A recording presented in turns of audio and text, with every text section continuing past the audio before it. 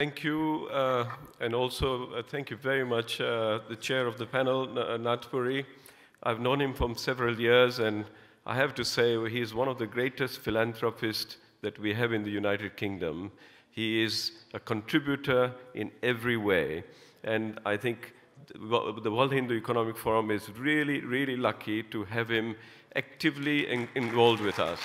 He deserves a lot of support and goodwill.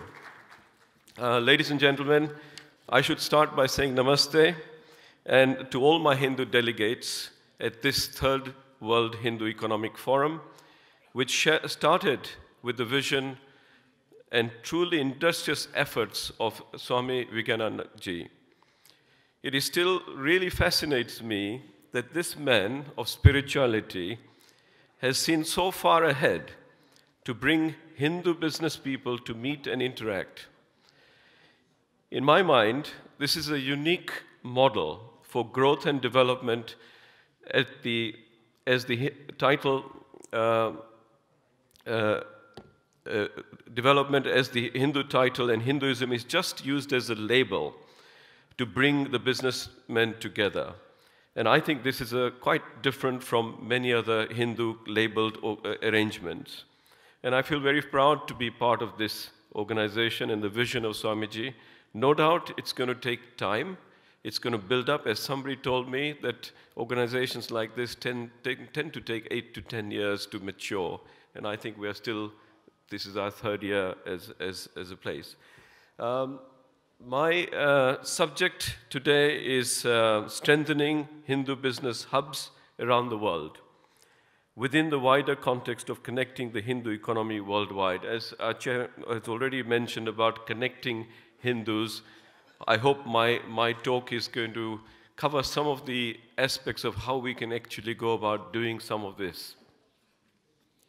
So, move on. Yes. So, I think the topic itself demands knowledge of where the Hindus are all over the world. Of course, we've got a large number of Hindus in India. 85% of India's population is Hindus. But when we start looking at where are the Hindus in the rest of the world? And this morning I was listening to one of the television programs, I think it was Z, I believe. They were talking about Myanmar and how Hindus have settled in there for many years. And there's quite a population of Hindus in Myanmar. But I looked at the only authentic report that I could come across, and that is the high-level committee report on the Indian diaspora dated 19th of December 2001. And this provides very interesting statistical data as well as the history and trend and where the Hindus are and what they are doing. And I'll just like to share this. I hope people can see. That screen is a bit far, but I'll try and also elaborate. But we've got a good spread of Hindus around the world. And this chart quite interestingly indicates in the Gulf region, we have something near 3 million Hindus. And they're largely semi-skilled and professionals.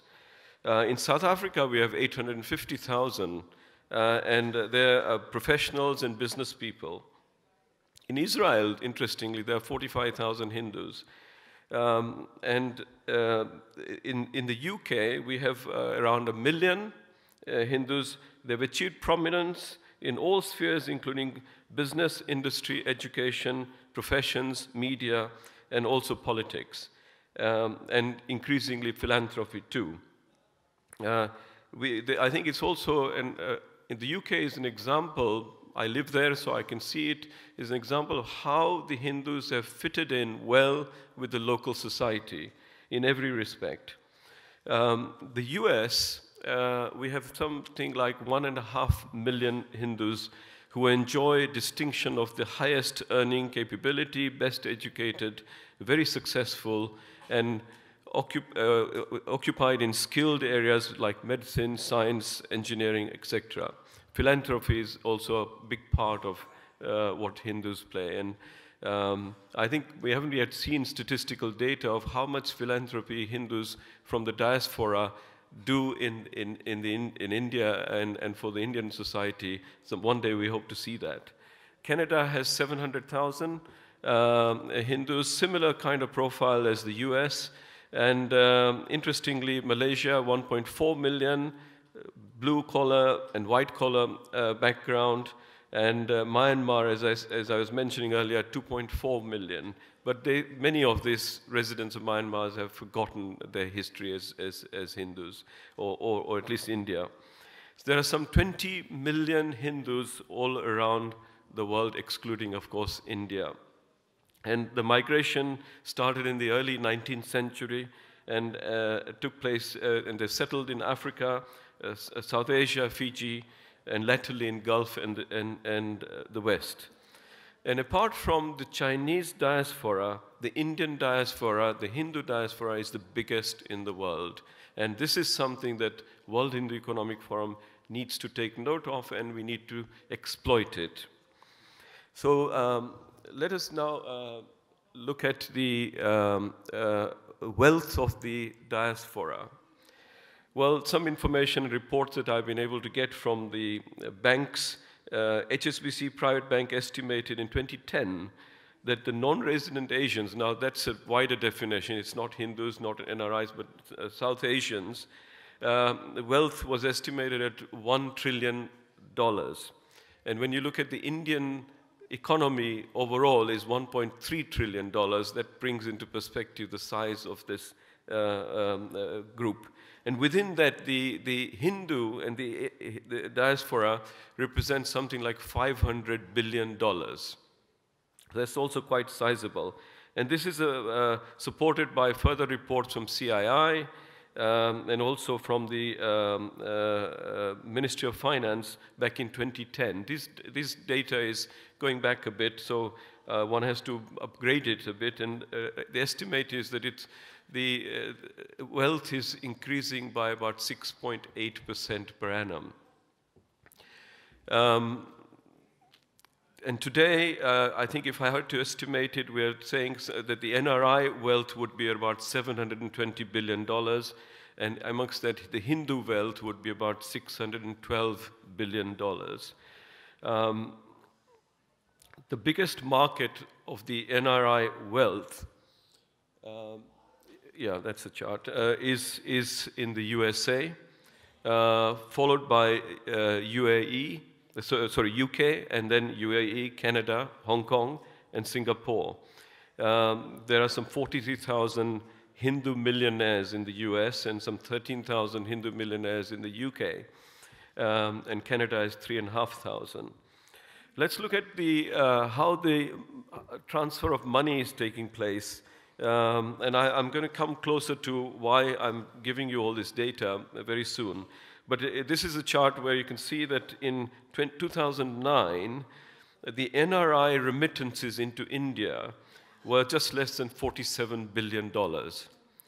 And I estimate the Hindu remittances out of that were just less than $40 billion. And in 2010, the figure was $55 billion.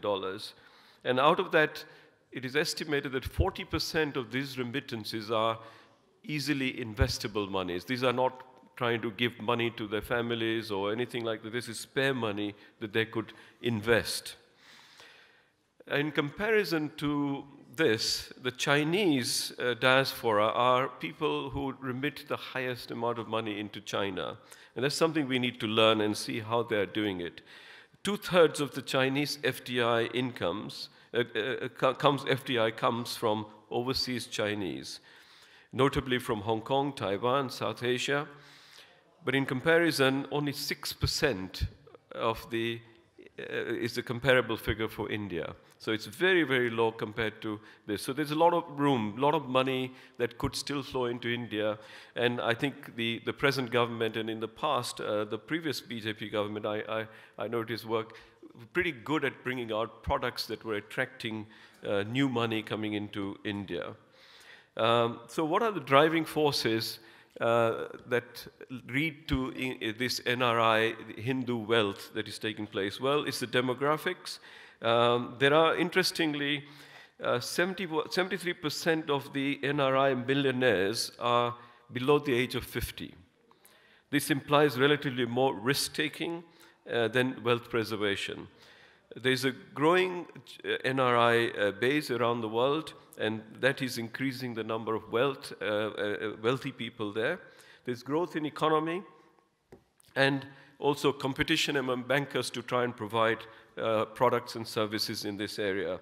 And this is where I come to it. It is the banks, the private banks, that have done an enormous job, that in the last 10 to 12 years, they've come out with products and ways of managing wealth, which has increased their total wealth that they're managing to the tune of $50 billion today.